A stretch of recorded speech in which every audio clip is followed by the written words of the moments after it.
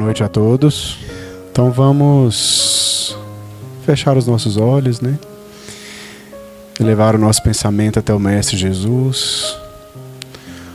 Voltando também o pensamento para o nosso íntimo, para tudo aquilo que precisamos, para aquilo que necessitamos, e colocando nas mãos dele. Esse Mestre tão amoroso, que passou pela terra deixando tantos exemplos de humildade e de amor, que só nos pediu uma coisa, que é amar o próximo como a si mesmo. Então que saibamos nos amar, que saibamos amar ao próximo, que saibamos perdoar, para que possamos trilhar o nosso caminho com mais harmonia, com mais paz, com mais facilidade de conquistar as nossas vontades, os nossos objetivos. Sempre com fé que o nosso Mestre Jesus está a nos proteger, que está a iluminar o nosso caminho, e nunca esquecendo de agradecer ao deitar, ao levantar, a qualquer momento. Por enquanto, a nossa vida está difícil, mas essa dificuldade às vezes precisamos para que possamos reconhecer alguma melhoria em nós mesmos. Então, gratos ao nosso Mestre Jesus, façamos a prece que Ele nos ensinou. Pai nosso que estais no céu, santificado seja o vosso nome, venha a nós o vosso reino, seja feita a vossa vontade, assim na terra como no céu. O pão nosso de cada dia nos dai hoje, Senhor. Perdoai as nossas ofensas, assim como nós perdoamos a quem nos tem ofendido.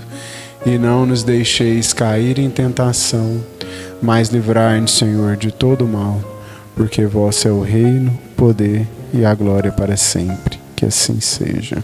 Boa noite a todos. A leitura da noite de hoje será o capítulo 17, Sede Perfeitos. Características da perfeição, item 1. Amai aos vossos inimigos, fazei o bem àqueles que vos odeiam, e orai por aqueles que vos perseguem e vos caluniam. Pois, se amai-os apenas aqueles que vos amam, que recompensa tereis? Os publicanos também não fazem isso? E se apenas saudardes vossos irmãos, o que fazeis mais que os outros? Os pagãos não fazem o mesmo? Sede, pois, perfeitos, como o vosso Pai Celestial é perfeito. Mateus 5, 44, 46 e 48. Item 2. Deus possui a perfeição infinita em todas as coisas. Assim, esse ensinamento moral, sede perfeitos, como vosso Pai Celestial é perfeito, tomado ao pé da letra, dá a entender a possibilidade de atingir a perfeição absoluta. Se fosse dado à criatura ser tão perfeita quanto o Criador, ela o igualaria, o que é inadmissível. Mas os homens a quais Jesus se dirigia não teriam compreendido essa questão. Por isso, ele se limitou a apresentar-lhes um modelo e dizer que se esforçassem para atingi-lo. Que assim seja. Boa noite a todos. Jesus nos abençoe. Nós temos como convidado aqui para as nossas reflexões no dia de hoje, porque todas as quartas-feiras são reflexões para a gente levar para casa. E a gente brinca aqui que são reflexões para a gente levar para o travesseiro, porque sempre é alguma coisa que a gente precisa melhorar. E hoje nós temos aqui com alegria a nossa companheira Régina. É a Regina um pouquinho diferente. Não é Regina, não. É Régina Maria de Oliveira, com o tema para nós, Brilhe a Vossa Luz. Nós estamos precisando muito de luz no mundo de hoje. E, conforme Jesus falou, nós temos a nossa luz. A Régina é participante, participou, foi colega nossa num trabalho muito importante na Federação Espírita do Estado de Goiás, que é a assistência e promoção social espírita.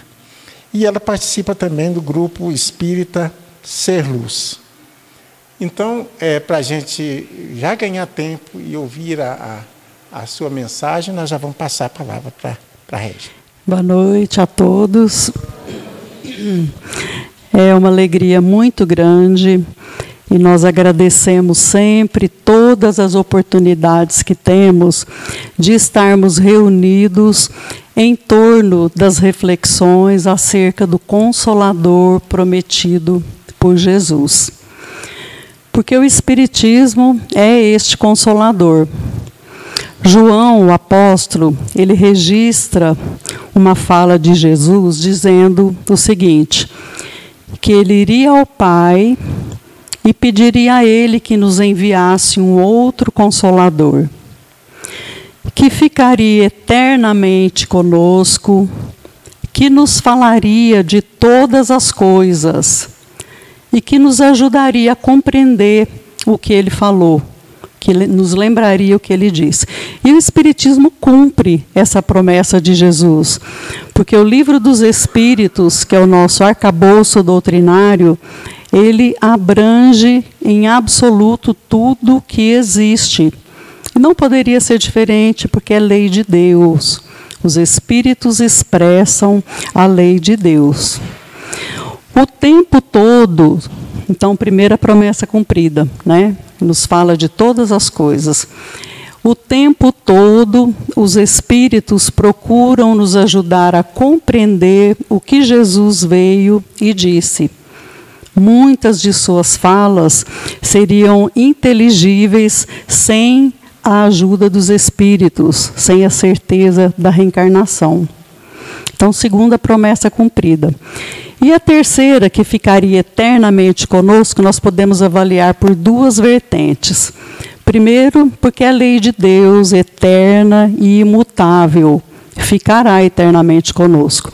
E segundo, porque sabedores que somos, porque todos aqueles que adentram uma casa espírita passam a ter essa certeza, que somos espíritos temporariamente num corpo de carne. Somos seres eternos, né? Então ficará conosco, porque nós sabemos que o espírito, toda a sua propriedade se resume ao seu conhecimento. Então, dessa forma, tudo que o Consolador faz não é só por causa que não é só porque ele cumpre essas três promessas em cima das letras que ele é o Consolador. O Espiritismo nos esclarece e consola em todas as circunstâncias. Nós podemos qualquer dia fazer uma dinâmica, né, Fábio? E pedir, deixar assim à vontade de todos aqueles que participam, colocar, trazendo situações onde será que o Espiritismo não esclarece e consola. Mas em se tratando principalmente dos nossos problemas morais, que acarretam as nossas dores, as nossas angústias, as nossas aflições, né? Há uma resposta sempre para tudo. Particularmente hoje, nós vamos olhar esse trechinho do Evangelho, Brilhe a vossa luz. E nós vamos ver como que é importante a presença dos Espíritos nos ajudando a compreender. Nós queremos nos reportar a Paulo, quando a gente vai falar desse Brilhe a vossa luz, que está lá em Mateus capítulo 5, versículo 14 e 16. Jesus diz o seguinte: vós sois a luz do mundo. Não se pode esconder uma cidade edificada sobre um monte. Assim resplandeça a vossa luz diante dos homens, para que eles vejam as vossas boas obras e glorifiquem vosso Pai que está nos céus. O que será que Jesus estava querendo dizer com tanta propriedade, né? Brilhe a vossa luz. A primeira coisa que nós não podemos duvidar é que há luz em nós. Viemos da luz, somos filhos de Deus. Então, e que há essa centelha em cada um de nós. E quando ele fala, brilhe a vossa luz, ele, de alguma forma, ele está nos lembrando também do potencial que há em cada um de nós de crescimento, de evolução e, literalmente, de brilhar a nossa luz. O controle, Fábio. Você está daí? Você me enganou agora. Pode passar o próximo. Então, nós queremos nos lembrar aqui de Paulo de Tarso, porque Paulo, em se tratando do cristianismo, tudo o que Paulo fala é com absoluta propriedade, porque ele vivenciou o cristianismo como poucos. Há muitos exegetas, estudiosos do cristianismo primitivo, que chegam a indagar o que seria do cristianismo se não fora a atuação de Paulo. Paulo, à época do cristianismo primitivo, ele chegou a perseguir os cristãos por absoluta fidelidade à lei mosaica, na qual ele havia sido educado. Então, ele também absorveu o orgulho de raça dos judeus e achava que os judeus eram o povo escolhido e que o Messias prometido lá pelos profetas do Antigo Testamento viria tão somente para os judeus. Por isso, ele atacou literalmente Jesus e seus seguidores, achando que eram impostores. Mas nós temos uma fala de Estevão, que foi o primeiro mártir do cristianismo, pelas mãos de Paulo. Quem já leu Paulo e Estevão aqui, gente? Deixa eu fazer um parênteses. Quem já leu a segunda vez? Quem tem Paulo e Estevão na cabeceira? Paulo e Estevão é o livro de cabeceira sobre cristianismo primitivo.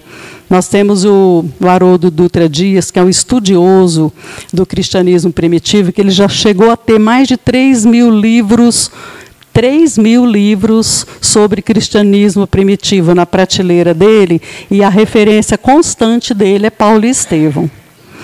Então, sempre que a gente quiser investigar alguma coisa, é um livro que nós não vamos absorver toda a informação e conhecimento que ele transmite numa encarnação. Por isso que a gente pede para deixar na cabeceira, né, Fábio? Então, Estevão, que foi o primeiro mártir do cristianismo, ele foi imolado exatamente a mando de Paulo, exercendo o seu poder dentro do farisaísmo.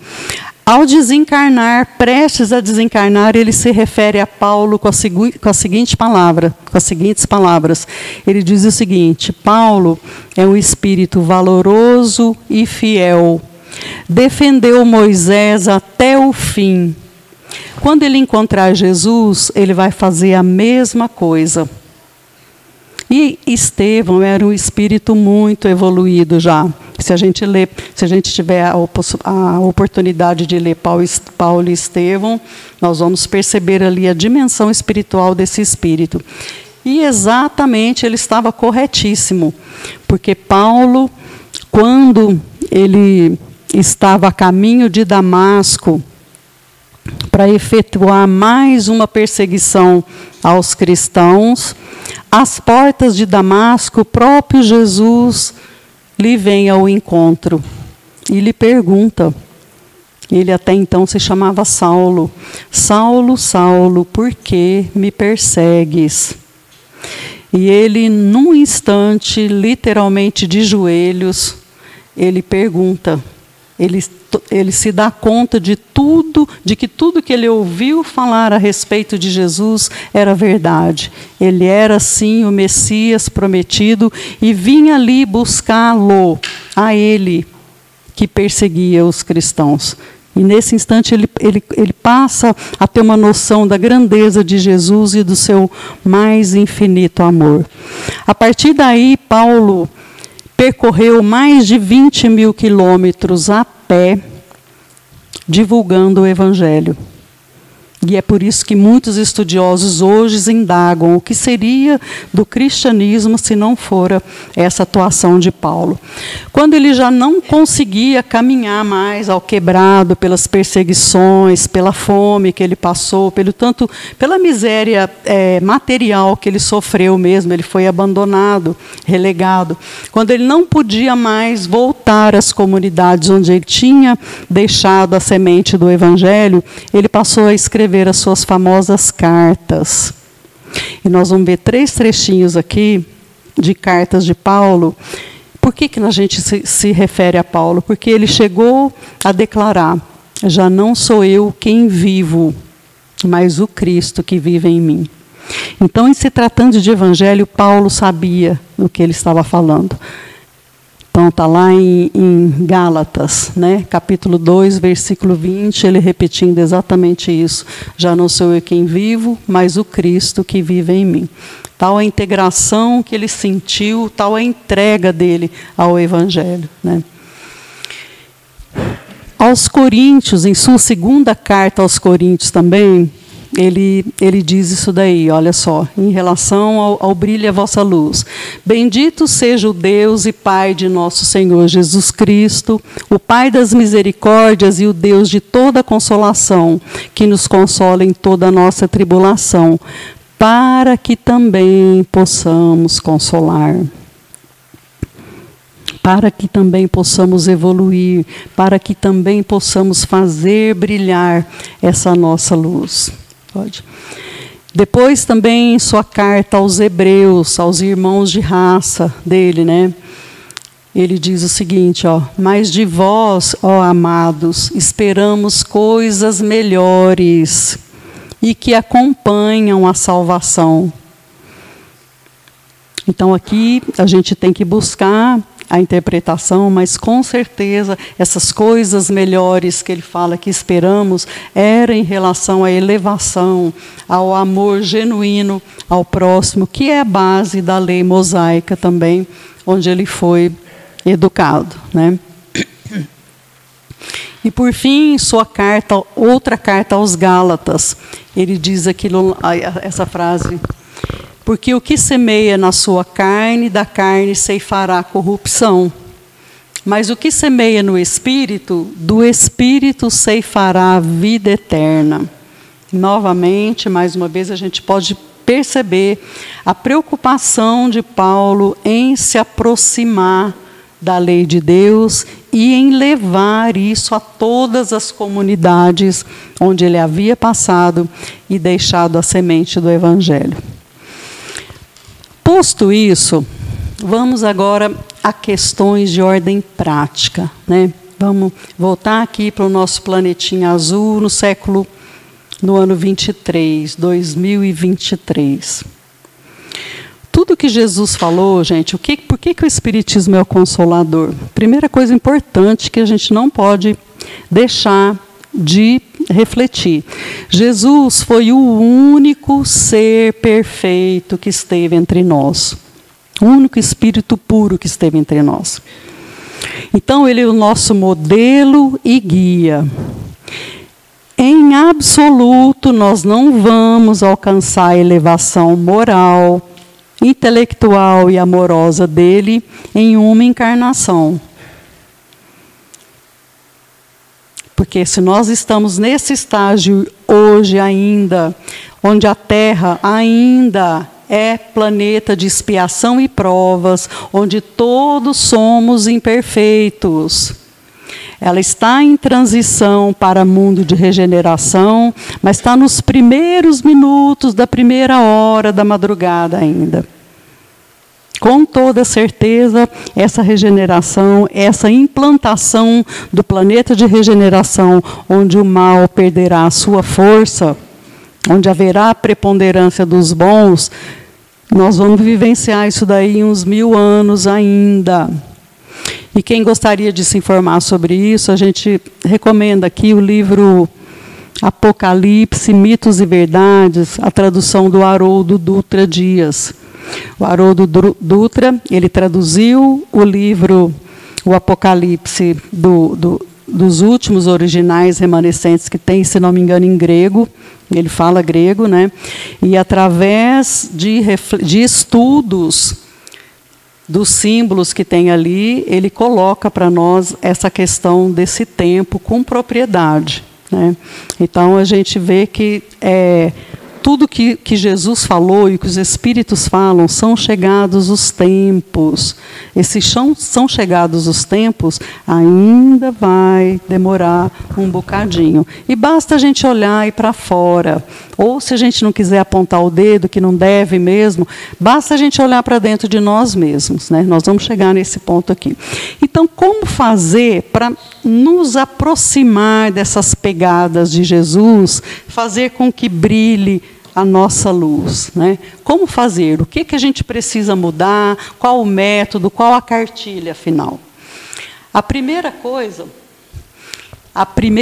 importante está lá na questão 919 de O Livro dos Espíritos, né? Kardec pergunta, como pedagogo que era, qual o meio mais eficaz de se melhorar nessa vida e se opor ao arrastamento do mal? Resposta curta ali, ela tem uma explicação grande, mas é o conhece-te a ti mesmo. E é Santo Agostinho que responde, e ele dá uma recomendação assim muito, ele faz uma analogia muito tranquila para todos compreendermos. Ele diz o seguinte: isso é muito fácil você se conhecer. Basta que em todas as noites, ao deitar a cabeça no travesseiro, ao fazer as suas preces, você indague verdadeiramente a sua consciência. O que eu fiz hoje que magoou alguém? O que eu fiz hoje que eu poderia ter sido mais humano, mais fraterno? O que eu fiz hoje que eu não gostaria que ninguém fizesse comigo? Então, a partir dessas perguntas e de respostas honestas, você para você mesmo, porque no final será sempre entre você e Deus, tão somente. A partir dessas respostas, nós passamos a entender onde estão as nossas dificuldades. Nós começamos a conseguir a mensurar o tamanho do nosso orgulho e do nosso egoísmo, que são as raízes de todas as nossas dificuldades, que são os verdadeiros obstáculos que nos impedem de fazer brilhar essa nossa luz, né? Então, primeira coisa, autoconhecimento. E a segunda? A segunda, oração e vigilância. Gente, a oração tem um capítulo, tem um trecho, aliás, toda a codificação espírita nos remete à importância do pensamento, né? Primeiro, essa certeza que somos seres espirituais. Não somos seres corporais, temporariamente espíritos, é o contrário. Somos seres espirituais, temporariamente num corpo de carne. E que essa vida, essa inteligência prossegue também é um fato. O espírita não pode ter essa dúvida.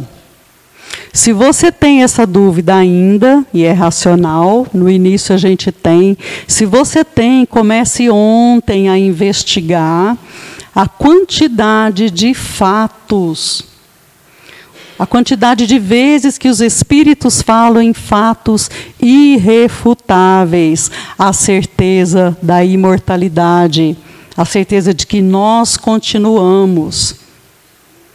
Não é esse corpo, essa veste grosseira que continua, mas o nosso espírito é imortal. Se você não quer investigar a história, porque essa certeza está no cerne do pensamento religioso em todas as épocas da humanidade, em todos os princípios religiosos. Desde 1700 anos antes de Cristo, a história já registrou Zoroastro falando em imortalidade. Então, se a gente não quiser se reportar à história, se a gente não quiser investigar a codificação, começar a estudar a codificação seriamente, com a certeza que nós não vamos aprender numa encarnação também, porque é ensinamento de espírito puro. Espíritos superiores coordenados por Jesus, que foi o único ser puro, né? A gente pode investigar a obra de um contemporâneo nosso, conhecido mundialmente, que é Chico Xavier. Veja na obra de Chico Xavier a quantidade de informações, de fatos irrefutáveis. Somos o que pensamos. Daí a gente começa a avaliar a importância da oração. Se o pensamento é poderoso, se é ele que subsiste a tudo, imagine esse pensamento alinhado com o amor de Deus, buscando a presença divina através dos benfeitores amigos. Né? Então, para a gente só começar a pensar... Pode passar, isso é cumprir demais. Então, primeira coisa importante, autoconhecimento. 3 ferramentas vocês vão levar embora hoje, né? Autoconhecimento. Segundo, oração. Está tudo ao nosso alcance. E terceira coisa importantíssima, que está ao alcance de todo mundo também, que é a prática do bem. Fácil brilhar a sua luz, não é não? Tem uma questão do Livro dos Espíritos que Kardec pergunta o seguinte, é a 909, que acabou de passar ali. Se existe uma forma fácil, né? Se a gente pode se desprender de nossas mazelas morais, daquilo que nos distancia do amor de Deus, daquilo que impede que façamos brilhar a nossa luz, daquilo que impede a nossa perfeição. E os espíritos são rápidos para responder. Eles falam, sim, vocês podem alijar as suas mazelas morais, e fazendo muito poucos esforços, Fábio. Mas o que lhes falta é a vontade. E aqui nós vamos fazer um parênteses. Paulo, esse mesmo Paulo, do Paulo Estevão, lá na questão 1009 do Livro dos Espíritos, tem uma comunicação dele. E ele fala o seguinte, que gravitar para a unidade divina, eis o fim da criação. Todos nós, brilhar a luz um dia. E aí, ele diz o seguinte, que a gente escolhe uma soma de dificuldades, nós escolhemos as dificuldades ao reencarnar. Essas dificuldades, está todo mundo sentado, né?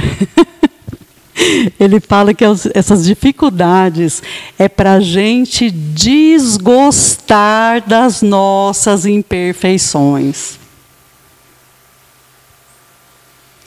Isso é para a gente refletir muito tempo, né? Eu sei que eu sou orgulhosa. Ah, mas eu me acho linda. Eu sei que eu sou egoísta. Não, mas primeiro para mim. E por aí vai. Isso fazendo uma analogia bem grosseira, né? Então, olhe como Deus é bom, como sabe o que faz, olhe o alcance do pensamento dos espíritos de luz. E aí a gente podia ficar aqui falando muito tempo sobre isso, que nós gostamos, que na verdade mudar é muito difícil. Falta a vontade. Falta a vontade, que é uma verdadeira potência da alma, de realmente alijar o homem velho, que vem sofrendo pedrada, vem sendo recriminado, vem fazendo chorar, vem fazendo sofrer. Por que as pessoas se magoam tanto comigo? Por que tem pessoas que não me amam de jeito nenhum? Por que tem pessoa que atravessa a rua a hora que eu passo? Né? Ah, mas eu gosto de mim assim. É importante o auto-perdão, o auto-amor, sem dúvida nenhuma. Sem dúvida nenhuma, né? Mas é muito importante nós buscarmos esse autoconhecimento verdadeiro, a fim de podermos tirar essa casca que impede o nosso crescimento, que impede que possamos ver a luz ou brilhar a nossa luz. Está acabando o tempo, né? Ajuda aí. Ô, gente, a gente podia ficar muito tempo aqui, mas eu não vou deixar vocês sem um... Olha o exemplo, esse exemplo aqui é muito corriqueiro, acho que vale a pena ler, porque a gente lê, fala, mas eu não faço isso, eu não furo fila, eu nunca subornei funcionário encarregado de avaliar a minha reivindicação, eu nunca passei uma descompostura num atendente que não me atendeu do jeito que eu queria ser atendida, eu nunca adulterei nada, e esse termo é bastante amplo, né? Eu nunca fiz uso de bebida alcoólica, de droga, eu nunca agi com desonestidade, né? E por aí vai. Então, são essas as questões que a gente tem que se perguntar verdadeiramente e entender uma coisa: o que passou, passou. Águas passadas, literalmente e de fato, não movem moinhos. Hoje eu quero. Aí entra o poder da vontade, de verdade. Eu quero ser uma pessoa melhor. Eu quero aproveitar essa dádiva bendita da reencarnação, porque é uma dádiva bendita. A gente ouve pessoas, às vezes, não, mas já que reencarna, eu vou deixar para a próxima. Você não sabe quando você vai poder voltar. Nós temos um exemplo claro disso no nosso lar. Todo mundo já leu o nosso lar aqui, não já? Em nosso lar, o Lísias, que é um instrutor do André Luiz, ele queria reencarnar, ele já era um instrutor, ele precisava, ele queria, só que ele não encontrava a pessoa com a qual ele precisaria estar presente aqui. Isso só um dos problemas, né? Então, essa oportunidade é absolutamente bendita, bendita. A gente não sabe quando nós vamos poder novamente passar por essa escola que forja a ferro e fogo o nosso espírito imortal. Então, aqui nós vamos tentar fechar rapidamente com uma fala de Emmanuel, que é o espírito iluminadíssimo, né? Foi o mentor de Chico Xavier, enquanto ele vivo. E ele, sobre esse trechinho, brilhe a vossa luz, que está em Mateus, capítulo 5, versículo 18, ele fala o seguinte: e ele mesmo, mestre divino, é a nossa divina luz na evolução planetária. Admitia-se antigamente que a recomendação do Senhor fosse mero aviso de essência mística. Será que nós vamos sair daqui tendo certeza que não é só um aviso místico, gente, né? Conclamando profitentes ao culto externo da escola religiosa, a suposto relevo individual depois da morte na imaginária corte celeste. Então achavam que esse brilho a vossa luz era para brilhar alguma coisa na corte celestial. Não, é para começar hoje, aqui e agora. É uma ferramenta muito grande, é um objetivo. Todo mundo está reencarnado para fazer brilhar a própria luz. Todo mundo reencarna para ir embora melhores do que quando chegamos. E isso é fazer brilhar a nossa luz, né? Então, hoje, no entanto, ele diz, reconhecemos que a lição de Jesus deve ser aplicada em todas as condições, todos os dias. A própria ciência terrena atual reconhece a presença da luz em toda parte. Lembra que a gente falou no início que o Espiritismo fala em absolutamente de tudo? Vocês vão ver a quantidade de física que tem aqui até, né? Ele continua falando, Emmanuel. O corpo humano, devidamente estudado, revelou-se não mais como matéria coesa, senão uma espécie de veículo energético. Isso é pesquisa, não é só o conhecimento de Emmanuel, hein? Um veículo energético estruturado em partículas infinitesimais que se atraem e se repelem reciprocamente com o efeito de microscópicas explosões de luz. Há luz em cada um de nós, de fato. A química, a física e a astronomia demonstram que o homem terrestre mora num reino entrecortado de raios. Na intimidade desse glorioso império da energia, temos os raios mentais, que são mensuráveis. O nosso pensamento emite ondas que são mensuráveis. Você pode duvidar, mas você investiga primeiro, para falar que a mediunidade do Chico teve algum blefe. Você investiga tanto na obra dele, quanto na ciência. Se tem algum trechinho dessa fala aqui, que é conversa fiada. Aí ele continua: na intimidade desse glorioso império de energia, temos os raios mentais condicionando os elementos em que a vida se expressa. O pensamento é força criativa, a exteriorizar-se da criatura que o gera, por intermédio de ondas sutis, em circuitos de ação e reação no tempo, sendo tão mensurável. Gente, estamos falando aqui de coisa de matéria. Matéria e energia condensada. Então, a luz, ou luz coagulada, a luz pode ser mensurada, né? Que arrojado pelo fulcro luminescente que o produz, percorre o espaço com velocidade determinada, sustentando o hausto fulgurante da criação. Quem quiser entender isso devagarzinho, refletindo, comece pelo livro Nosso Lar, de André Luiz. Depois tem Os Mensageiros, depois tem Missionários da Luz, depois tem Nos Domínios da Mediunidade, Mecanismos da Mediunidade, e por aí vai. A gente vai começar a entender essa realidade. E, como eu falei, você pode duvidar, você é um espírito livre, mas para duvidar, a gente precisa apresentar a contraprova. Você precisa provar que aquilo ali está errado ou que foi uma mentira de Chico Xavier. E você tem que ir na ciência também, né? A obra de André Luiz, ela tem um sem número de informações que ainda é vanguarda científica.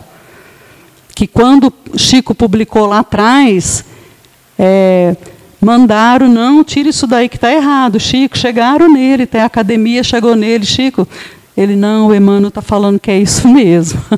Aí depois a ciência investiga, fala, nossa, Emmanuel estava certo, né? Então ele continua falando aqui, a gente está quase encerrando. A mente humana é um espelho de luz, emitindo raios e assimilando-os. Repetimos, esse espelho, entretanto, jaz mais ou menos prisioneiro nas sombras espessas da ignorância, à maneira de pedra valiosa incrustada no cascalho, da maneira da furna, ou nas anfractuosidades do precipício, para que retrate a irradiação celeste. Vamos guardar só esse pedacinho. Para que retrate a irradiação celeste e lance de si mesmo o próprio brilho, é indispensável se desembaralhar das trevas à custa do esmeril do trabalho. Reparamos assim a necessidade imprescritível da educação para todos os seres. Lembremos de que o eterno benfeitor, em sua lição verbal, fixou na forma imperativa a advertência a que nos referimos: brilhe a vossa luz. Jesus não podia falar mais à época que ele veio. Aí ele manda o Consolador prometido, mastigando, trocando em miúdos tudo o que ele falou, a importância, a aplicação prática de tudo que ele falou, sempre visando, como diz a música no início, né? Deus nos quer sorrindo, Deus quer a nossa felicidade, a nossa alegria, a nossa plenitude. O Evangelho não são falas bonitas, simplesmente. são a fala do único ser puro que esteve entre nós, que nos amou tanto, que prometeu que ficaria conosco até a consumação dos séculos. Que possamos verdadeiramente olhar para dentro de nós mesmos, buscar as dificuldades reais que nos mantêm afastados da lei de amor e que, sobretudo, possamos buscar em nós elementos e diante de nós elementos para agradecer profundamente a Jesus por estar conosco, como Ele prometeu, por percebermos a sua presença amorosa através dos benfeitores amigos. Que nós encontremos espaço em nossos corações, em nossas mentes, para o verdadeiro sentido da palavra gratidão. E estaremos num processo acelerado para brilhar a nossa luz. Muito obrigada. Então, nossos irmãos, vamos brilhar a nossa luz, né? Uma mensagem bonita, importante, um pouquinho diferente do que a gente está vendo, né? Então, que busquemos refletir com quem vivemos, né? Onde vivemos, e respeitando também para que as outras pessoas possam brilhar as vossas luzes, né? Então, a gente já vai encerrar. Então, vamos acalmar nossos corações, fazer as nossas reflexões, pedindo ao nosso Mestre Jesus que possa nos ouvir, da onde Ele estiver, e trazer o recurso para a nossa matéria e para o nosso espírito, a fim de que possamos renovar as nossas forças, a nossa saúde, o nosso equilíbrio, para que possamos caminhar, para que possamos alcançar a graça do nosso Pai, né? Que Jesus possa nos abençoar agora e sempre. Ave Maria, cheia de graça, o Senhor é convosco. Bendita sois vós entre as mulheres, bendito é o fruto do vosso ventre, Jesus. Santa Maria, Mãe de Jesus, rogai por nós, pecadores, agora e na hora de nossa morte. Que assim seja. Que Jesus abençoe a todos nós.